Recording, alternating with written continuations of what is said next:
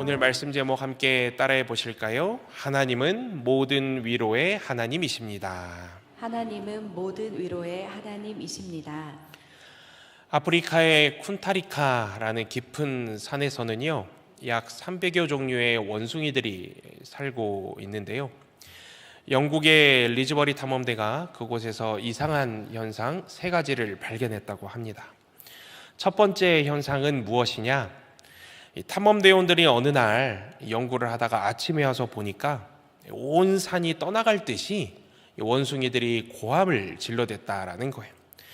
왜 이렇게 고함을 지르나 관찰해 보았더니 그들의 지도자격의 원숭이가 세상을 떠나서 슬퍼하는 표시로 고함을 질렀다라는 것입니다. 다음으로 두 번째 현상은 무엇이냐? 어느 날 또 이 탐험대가 보니까 부부 원숭이가 서로 얼굴을 쓰다듬어주며 눈물을 닦아주는 모습을 발견했다라는 거예요. 탐험대원들이 이건 또 뭔가 하고 계속 관찰해 보았더니 그 원숭이 부부의 자녀, 즉 작은 새끼가 죽음을 맞이했다라는 거예요. 이 원숭이들도 남편은 아내의 눈물을, 아내는 남편의 눈물을 닦아주며 서로의 슬픔을 위로해 주었다라는 것입니다. 마지막 세 번째 현상은 무엇이냐? 커다란 구렁이가 나타나서는 원숭이 한 마리를 칭칭 감아가지고 그 원숭이가 죽어가고 있는 광경을 탐험대원들이 발견했다라는 거예요. 그랬더니 수십 마리의 원숭이들이 이것저것 막 바닥에서 돌이고 뭐고 주워서는 구렁이에게 막 던지면서 그 구렁이와 대항하여 싸우더라는 것입니다. 그런데 원체 구렁이가 이 원숭이랑 비교를 해보십시오. 크기가 비교가 안 되게 크지 않습니까? 돌을 맞아도 뭐 구렁이에게 얼마나 영향이 있겠습니까? 칭칭 이 감아 잡은 그 원숭이는 결국 잡아먹히게 되었습니다. 그랬더니 아까 그 돌을 던지던 수십 마리의 원숭이들이 뭐 하고 있느냐? 나무에 거꾸로 매달려서는 슬프게 울고 있었다라는 거예요. 그 후에 이 영국의 리즈버리 탐험대는 연구 결과를 발표하면서 이런 이야기를 했다라고 합니다. 다른 사람의 슬픔이나 어려움에 참여할 줄 모르고 자기만을 위하여 살고 있는 사람들을 볼 때에 아프리카의 쿤타리카 산으로 다 보내자는 말을 했다라고 합니다. 어떻게 쿤타리카 산으로 다녀오실 분 계십니까? 네, 원숭이 보며 회개하며 기도하고 추천도 하시면 저와 함께 쿤타리카 산으로 가도록 하겠습니다. 이처럼 우리가 살아가는 이 사회에서 또한 위로받아야 할 사람들이 많습니다. 오늘 예배 자리에 앉아 계신 우리 성도님들 가운데서도 분명히 위로가 필요한 성도님이 계실 것입니다.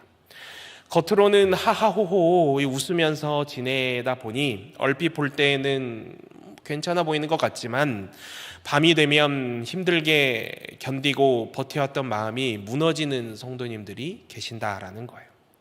말로는 저 잘 지내요, 괜찮아요 라고 이야기하시지만 막상 속으로는 왜 이렇게 힘들고 아픈지 모르겠습니다, 이제는 더 버티기 힘들어요 라고 외치며 울고 있는 성도님 또한 계실 줄로 압니다.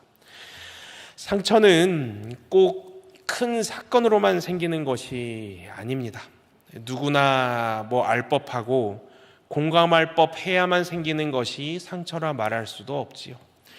어떤 성도님은요, 오래 기다렸던 기도의 응답이 쉬이 응답되지 않아서 상처가 생기곤 합니다. 이렇게 열심히 기도했는데, 이렇게 오랫동안 기도의 재단을 쌓았는데 왜 현실은 또 나의 상황은 나아지지 않는 것일까 생채기가 나는 것이죠. 또 어떤 성도님은요, 가정 안에 말 한마디에 마음이 무너지고 찢어져서 상처가 생기곤 합니다. 부부간의 관계에서, 부모와 자녀 사이의 관계에서 큰 생채기가 나고 원수가 된다라는 거예요. 또 어떤 성도님은요, 교회 안에서 자신이 기대했던 사랑을 받지 못해서 상처가 생깁니다. 또 어떤 성도님은요, 그 누구도 아닌 나 자신에게, 나 스스로에게 실망을 해서 스스로를 비관하면서 스스로를 자책하고 꾸짖는 말로 하루를 시작하고 하루를 마치기도 합니다. 이 상처가 계속 쌓이는 거예요. 나도 모르게. 나는 왜 이 모양일까? 나는 왜 이러고 살까? 라는 자괴감이 계속 쌓이고 쌓여서 마음이 병들고 아픈 분 또한 계신다라는 거예요. 그런 우리들에게 오늘 본문 말씀에서는요, 힘내라, 견뎌라, 더 강해져라 라고만 말하지 않습니다. 성경은 상처받은 사람을 억지로 일으켜 세우기 위해 책찍질하는 말씀이 아닙니다. 오히려 성경은 아주 따뜻하고도 분명한 음성으로 이렇게 말씀한다라는 거예요.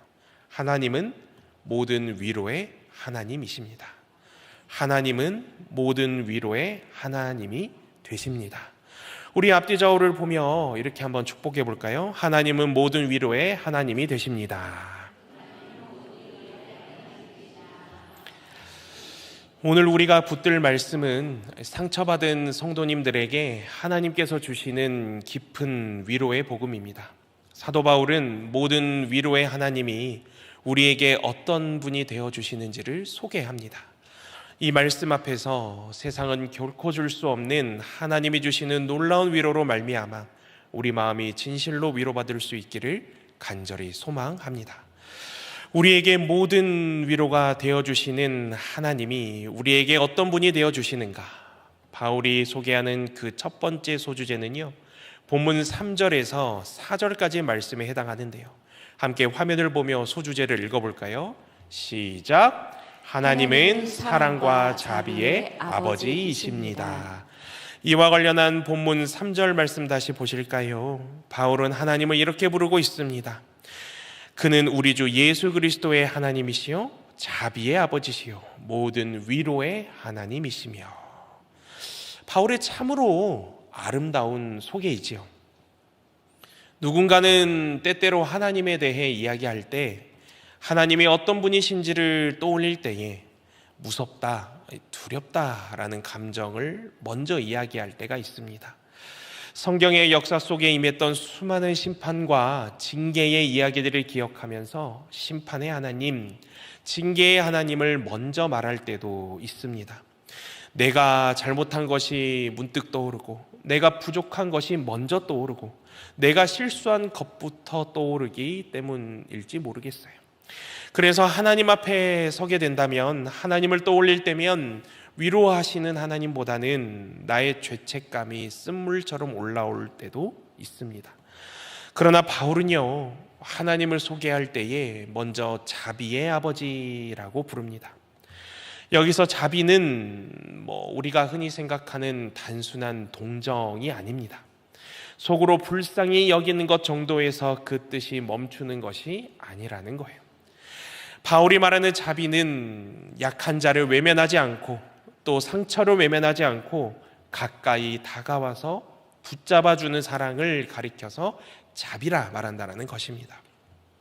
그런가 하면 바울은요, 하나님을 모든 위로의 하나님이라고 부릅니다. 여기서 우리가 주목해야 할 중요한 단어가 있습니다. 모든, 이 모든이라는 단어이지요. 하나님께서는 어떤 상처는 구별하여 가지고 이거는 위로받을 만하다 여기니까 위로하시고, 또 어떤 상처는 그 정도를 가지고 지금 힘들다는 거야 외면하시는 분이 아니라 모든 종류의 아픔 속에서 진실로 함께 하시며 진실로 위로하시는 분이라는 거예요. 이어지는 본문 4절 말씀 함께 보실까요? 바울은 위로에 대해 이와 같이 기록합니다. 우리의 모든 환난 중에서 우리를 위로하사. 아멘.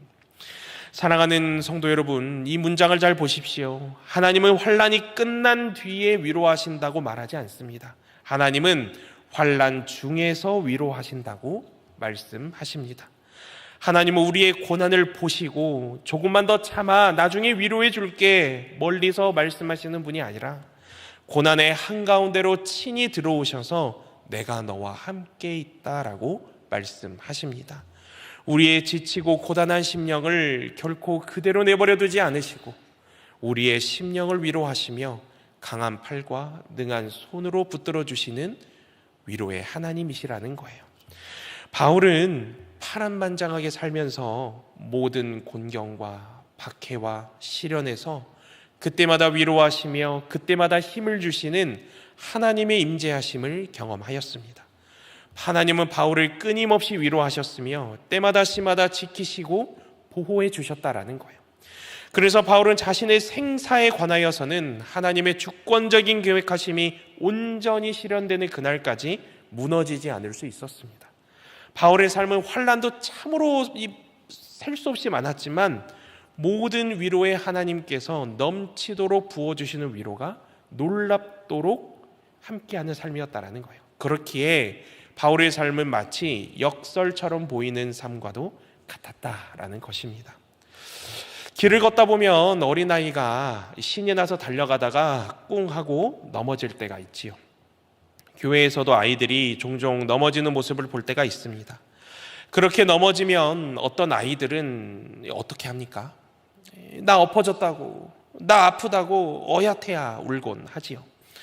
이때 어머니가 나타나서 아이를 안아주고 넘어져서 묻은 흙먼지나 여러 가지를 털어주고 혹시 까진 상처가 있으면 그 상처를 씻기면서 괜찮아, 엄마가 여기 있어 라고 말하는 그 순간 참 신기하지요. 세상이 떠나갈 것처럼 울던 아이가 눈물을 금세 멈춥니다. 아이가 넘어져서 아프고 욱신거리는 것들, 또 까진 상처들이 즉시 회복된다든지 마법처럼 사라지는 것, 그런 것은 없습니다. 그러나 왜 아이가 눈물을 금세 멈췄을까요? 괜찮아, 엄마가 여기 있어, 고통을 혼자 감당하지 않게 되었기 때문입니다. 하나님의 위로도 그렇습니다. 하나님의 위로는 나에게 산재한 문제가 순식간에 마치 마법과 같이 사라지는 것을 의미하지 않습니다. 많은 사람들이 때로 착각하곤 합니다. 무엇을 착각할까요? 하나님께서 우리를 위로하신다면 어려움과 환난이 그 즉시 사라져야 한다라고 생각합니다. 그러나 이렇게 된다고 한번 상상해 보십시오. 사람들은 어느 날 어느 순간부터서는 하나님을 너무나도 사랑하는 마음으로 충만해서가 아니라 단순히 고통에서 벗어나려는 바람으로만 하나님을 찾을 것입니다. 우리는 하나님의 위로가 환난을 이길 힘과 격려와 소망을 의미함을 깨달아야 합니다. 내가 겪고 있는 이 고통과 고난을 결코 홀로 견디지 않게 하시는 분, 내가 너와 함께 한다고 말씀하시는 분, 그분이 바로 하나님 되심을 믿음으로 확신하시기를 바랍니다. 우리를 사랑으로 보호하시며 때마다 시마다 함께 하시고 지키시는 하나님, 우리가 낭망하여 넘어져 어디로 나아가야 할지 한치 앞을 알 수 없을 것만 같을 때에 우리에게 힘과 지혜와 능력을 주시며 우리를 강한 팔과 능한 손으로 일으켜 주시는 하나님, 우리에게 모든 위로가 되어 주시는 하나님을 평생토록 붙잡고 하나님이 나의 어려움을 아시고 나와 함께 하시며 나를 다시 일으켜 세울 소망을 내려주십니다. 삶의 면면에서 고백하며 살아가는 저와 여러분 될 수 있기를 이 시간 주님의 이름으로 간절히 축원드립니다. 우리에게 모든 위로가 되어주시는 하나님, 바울이 소개하는 두 번째 소주제는요, 본문 5절에서 7절까지 말씀에 해당하는데요, 함께 화면을 보며 소주제를 읽어볼까요? 시작. 고난은 그리스도의 위로를 더 깊이 경험하는 자리입니다. 어떤 성도님은요, 고난이 오면 이렇게 스스로를 생각하곤 합니다. 내가 대체 교회를 왜 다니는 거야? 교회 다닌 후에는 제대로 되는 일 하나 없고, 아유, 도대체가 일집만 더 사나워졌어. 그런가 하면 어떤 성도님은요, 이렇게 지레짐작으로 판단을 내리곤 합니다. 아유, 하나님이 나를 기억 못 하시나 봐. 아니, 이거 싫어하시는 것 같은데? 하나님이 나를 싫어하시는 것 외에는 설명할 길이 없어. 그러나 바울은 본문 5절 말씀에서 이와 같이 분명한 어조로 확신하여 이야기합니다. 5절 말씀 다시 한번 함께 읽어볼까요? 시작. 그리스도의 고난이 우리에게 넘친 것 같이 우리가 받는 위로도 그리스도로 말미암아 넘치는도다. 아멘. 성도 여러분, 바울은요, 고난을 미화하지 않습니다. 고난이 좋다, 고난받아라라고 말하지 않습니다. 그러나 바울은요, 고난을 해석합니다. 바울은 고난을 버림받음의 증거로 해석하지 않고요, 그리스도와 연합하는 자리로 확신하며 해석한 것입니다. 그리스도를 위한 고난이란 우리가 그분을 섬기면서 경험하는 어려움을 가리킵니다. 예수 그리스도께서 자기 백성과 함께 고난을 받으셨는데 그 백성들 또한 예수 그리스도와 연합되었기 때문입니다. 이와 관련하여 사도행전 9장 4절에서 5절까지 말씀도 함께 보십시오.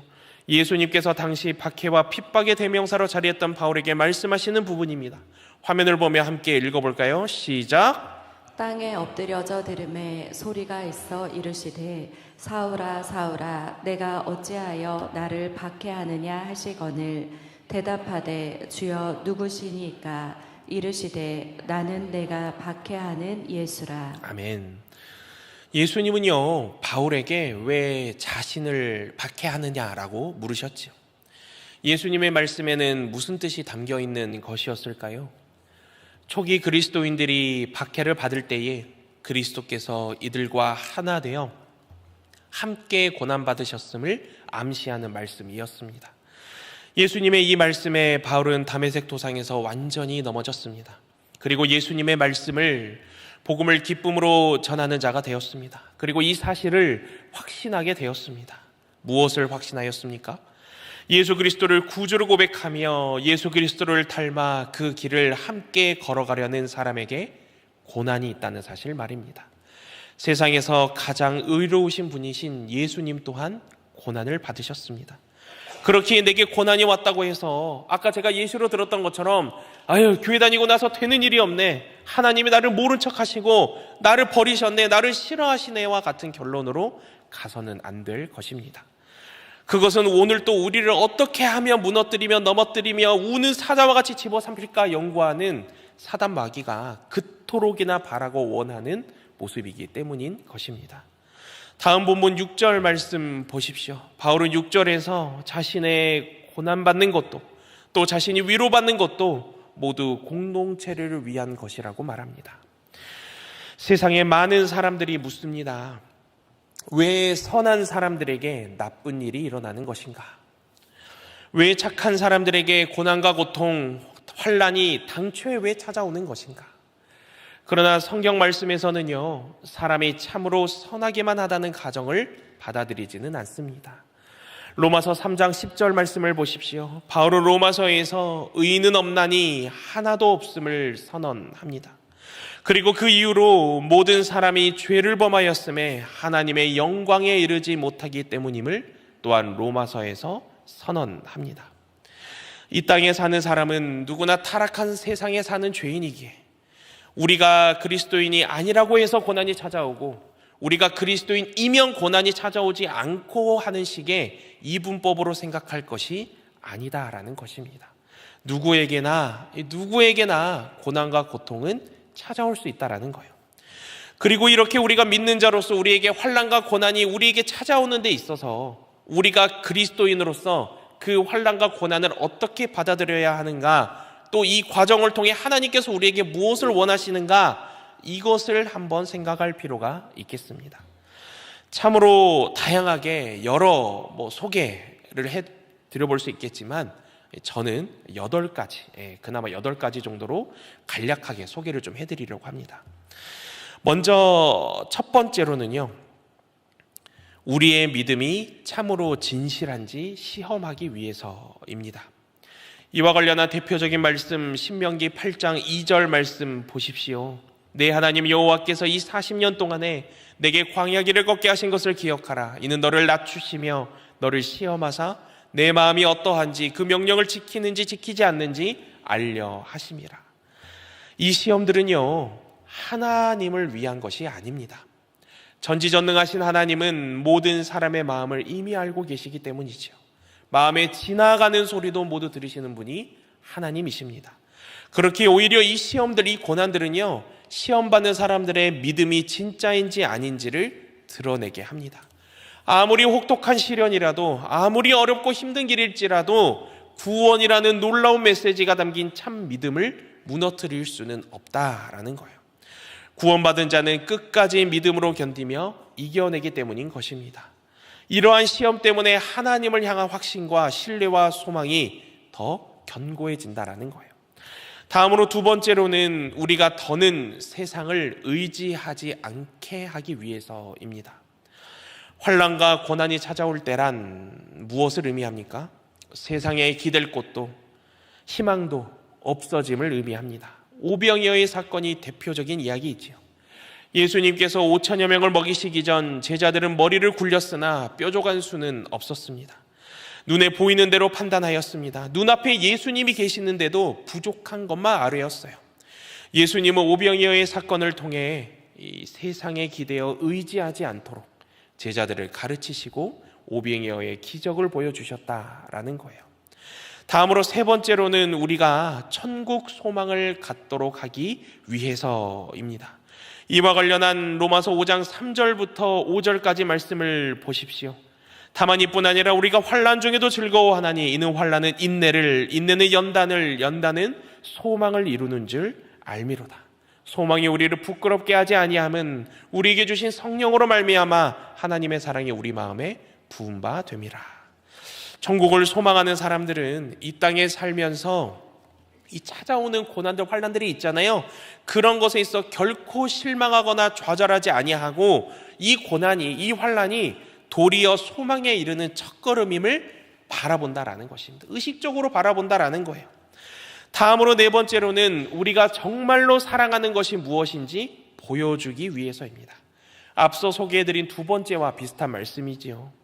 세상에 소망을 두는 사람들은요, 시련이 닥치면 세상에 막 소망하고 의지하던 것들이 잃어버릴 때가 있지 않겠습니까? 그러면 그 잃어버린 것들에 대해서 막 분노하고 절규합니다. 그러나 주 예수 그리스도의 고난에 참여하는 사람들은요, 그 시련을 기쁘게 견딜 것임을 뜻한다라는 것입니다. 다음으로 다섯 번째는 하나님께서 우리에게 순종을 가르치기 위해서입니다. 시편 119편 67절과 71절 말씀 저와 함께 한 목소리로 읽어볼까요? 시작. 고난당하기 전에는 내가 그릇 행하였더니 이제는 주의 말씀을 지키나이다. 고난당한 것이 내게 유익이라. 이로 말미암아 내가 주의 율례들을 배우게 되었나이다. 아멘. 시련과 고난을 통해서 하나님께서는요, 우리를 순종하는 길로 이끌어 주시고요, 또 거룩한 모습으로 차츰차츰 변화시켜 주신다라는 것입니다. 다음으로 여섯 번째로는 하나님께서 우리에게 하나님의 긍휼하심을 드러내기 위해서입니다. 우리가 시련 가운데 있고 우리가 고난 가운데 있을 때에 이 시간은 우리가 하나님의 긍휼하심, 하나님의 인자하심을 발견하는 기회가 됩니다. 이를 통해 하나님의 위로하심을 얻고요, 이를 통해 하나님의 긍휼히 여기심을 우리가 목도하게 되면 우리는 그 어느 때보다 하나님과의 친밀함을 느끼게 됩니다. 하나님께 가까이 나아가고 있음을 우리가 스스로 알게 된다는 것입니다. 다음으로 일곱 번째로는 하나님께서 우리들을 더욱 굳세게 하여 더 유익하게 사용하시기 위해서이고요, 마지막으로 여덟 번째로는 이처럼 고난과 시련을 겪은 우리가 또 다른 고난을 겪는 성도님들, 또 다른 고난을 겪는 사람들을 위로자로서 위로할 수 있도록 하기 위해서입니다. 이런 8가지 내용을 통하여서 우리가 그리스도인으로서 그 환난과 고난을 어떻게 받아들여야 하는지, 또 이 과정을 통해 하나님께서 진실로 무엇을 원하는지를 생각하며 새롭게 결단할 수 있는 것입니다. 어느 찬양가사의 고백을 보십시오. 왜 나만 겪는 고난이냐고 불평하는 사람들 있지 않습니까? 왜 나만 겪는 고난이냐고 불평하지 마십시오. 고난의 뒤편에 있는 축복, 주님께서 주실 놀라운 위로를 미리 보면서 감사하십시오. 주님이 손을 잡고 계시니 힘을 내시고 일어나십시오. 환난은 인내를 낳고 인내는 연단을, 연단은 소망을 이루어 갈 줄로 믿습니다. 우리의 믿음이 날로 성장하도록 돕는 시간이 되는 줄로 믿습니다. 고난과 시련은 예수 그리스도의 위로를 더 깊이 경험하는 자리인 줄로 믿으며 그 믿음을 우리의 삶에서 담대히 선포하며 살아가는 저와 여러분 될 수 있기를 이 시간 주님의 이름으로 간절히 축원드립니다.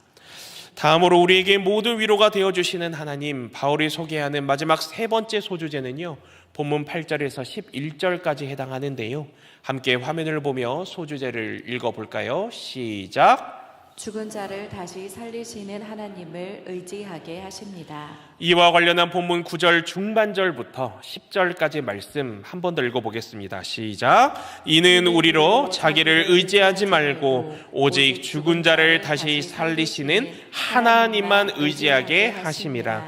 그가 이같이 큰 사망에서 우리를 건지셨고 또 건지실 것이며 이후에도 건지시기를 그에게 바라노라. 아멘. 성도 여러분, 바울은요 자신의 생명을 위협하는 심각한 상황에서 하나님이 자신을 건져내셨다라는 사실을 고린도 교회 성도들에게 일깨워 주었습니다.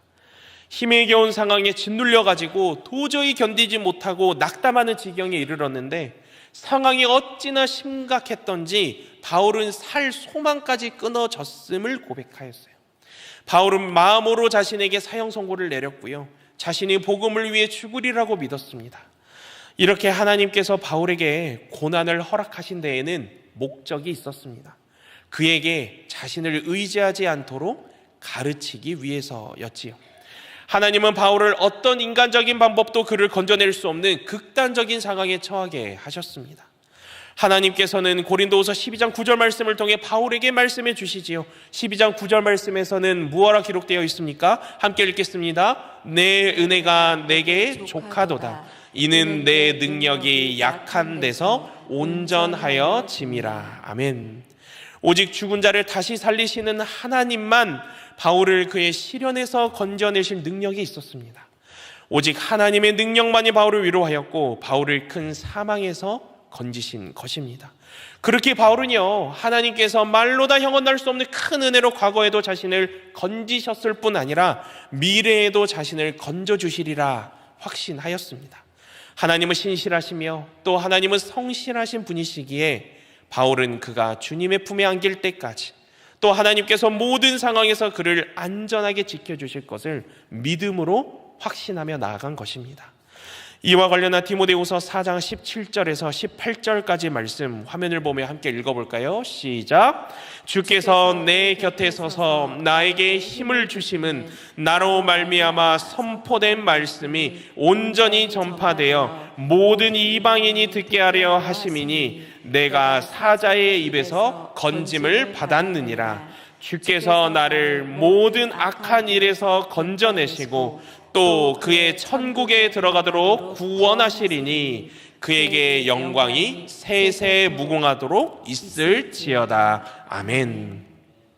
사랑하는 성도 여러분, 바울이 이토록이나 이방인들 사이에서 처절하게 복음을 전하며 때로는 생명의 위협 속에서 자신을 안전하게 지키시고 보호하실 하나님을 끝까지 믿고 의지하였을진데 오늘날 우리의 삶은 바울에 빗대어 보면 어떠한가요? 바울의 이 처절함에 빗대어서 지금까지 살아온 우리의 삶을 한번 면면히 돌아보았으면 좋겠습니다. 우리는 먼저 신앙생활에 있어 바울과 같은 처절함이 얼마나 있을까요? 또 생명의 위협을 받을 만큼 극한의 상황 속에서 하나님을 얼마나 처절하게 붙잡고 있을까요? 우리는 하나님의 은혜를요 매일 기억하지 못할 만큼 종종 망각하고 잊어버릴 만큼 참으로 태평한 시대를 살고 있습니다. 지난주 교회 왔다가 이번 주는 또 교회 안 가고 다음 주는 갈지 안 갈지 멍하니 앉아서 고민합니다.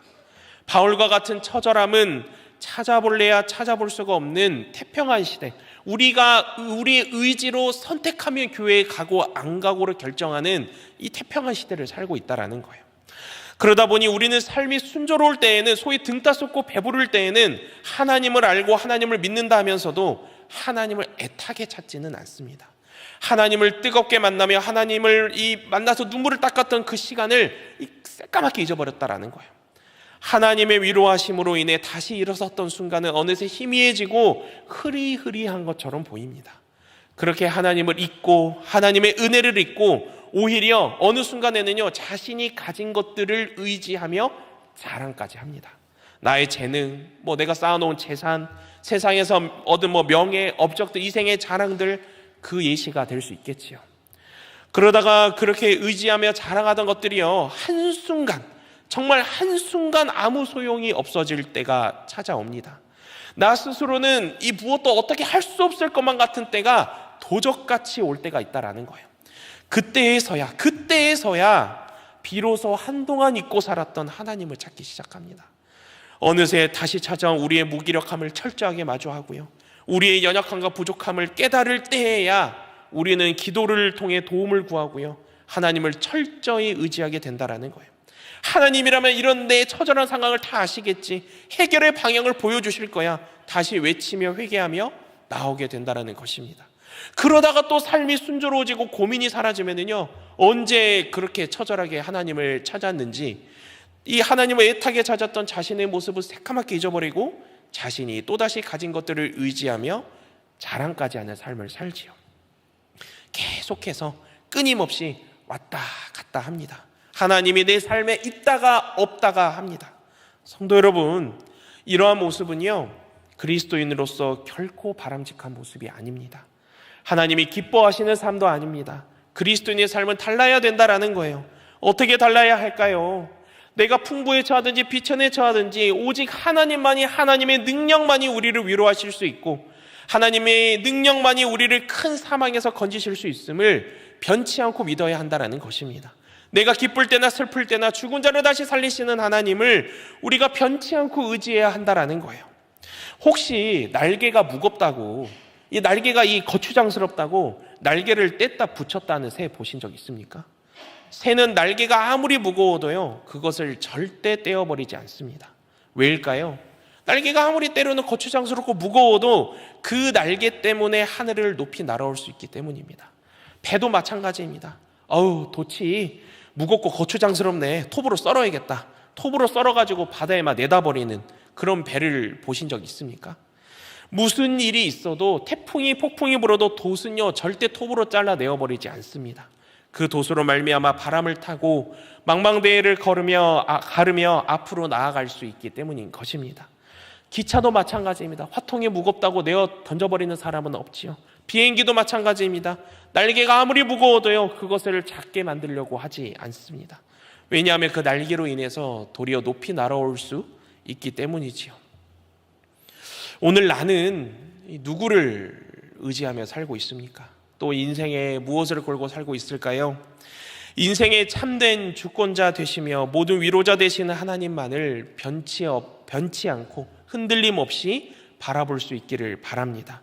우리가 이 땅에서 사명을 다하는 날 주님의 품에 안길 때까지 하나님께서 바울을 지키신 것처럼 모든 상황에서 우리를 안전하게 지키시며 우리를 선한 길로 인도하여 주실 그 하나님만 믿고 나아가는 저와 여러분 될 수 있기를 간절히 축원드립니다. 사랑하는 성도 여러분, 말씀을 마치려 합니다. 우리에게 모든 위로가 되어주시는 그 하나님, 그 하나님의 놀라운 위로하심과 관련하여 저는 오늘 바울이 소개하는 세 가지 소조제가 무엇인지 간단히 권면 드렸습니다.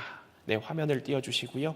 먼저 첫 번째가 무엇이었지요? 하나님은 사랑과 자비의 아버지이십니다. 두 번째는요, 고난은 그리스도의 위로를 더 깊이 경험하는 자리입니다. 세 번째는요, 죽은 자를 다시 살리시는 하나님을 의지하게 하십니다. 하나님은 환난 중에 우리를 위로하여 주시는 하나님이심을 잊지 마시기를 바랍니다. 오늘도 상처로 얼룩진 누군가에게, 또 성도님들에게 위로를 주시는 하나님은 이와 같이 말씀하고 계심을 바라보셨으면 좋겠습니다. 나는 너를 위로하는 하나님이다.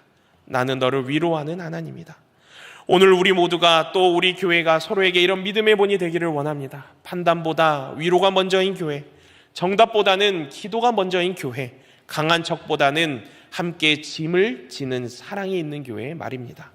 하나님의 위로하심을 처절하게 간증하였던 바울의 고백이 그저 우리의 귀에만 들리는 고백으로 남지 않도록 우리 또한 우리의 삶이 날마다 모든 위로의 하나님 찾아오심을 삶에서 입술로 고백할 수 있도록 기도로 무장하며 말씀으로 살아내는 저와 여러분 될 수 있기를 이 시간 주님의 이름으로 간절히 축원드립니다.